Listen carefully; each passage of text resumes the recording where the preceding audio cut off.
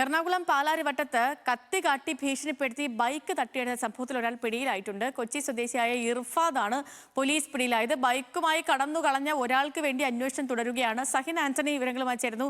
സഹിനെ, എവിടുന്നാണ് ഇയാളെ പോലീസ് പിടിച്ചത്? ഇയാളുടെ പശ്ചാത്തലം എന്താണ്? നേരത്തെയും പ്രശ്നക്കാരനാണോ?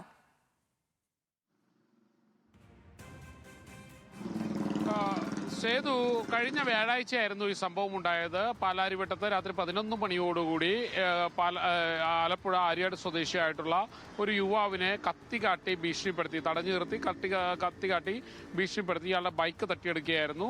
ഈ ഇർഷാദും മറ്റൊരു സുഹൃത്തും ചേർന്നാണ് ഈ ബൈക്ക് തട്ടിയെടുത്തത്. പിന്നീട് ഇവർ ഇവിടുന്ന് കടന്നു കളയുകയായിരുന്നു. എന്തായാലും പാലാരിവട്ടം പോലീസ് ഇതിൽ ഒരാളെ പിടികൂടിയിട്ടുണ്ട്. ഇർഷാദ് പിടിയിലായിട്ടുണ്ട്. പക്ഷേ ബൈക്കുമായി കടന്നു കളഞ്ഞ ആളെ കണ്ടെത്താൻ പോലീസിന് കഴിഞ്ഞിട്ടില്ല. പോലീസ് അതിനുവേണ്ടിയുള്ള ശ്രമം ഊർജിതമാക്കിയിട്ടുണ്ട്. ഉടൻ തന്നെ അയാൾ പിടിയിലാകുമെന്നാണ് പോലീസിന്റെ പ്രതീക്ഷ.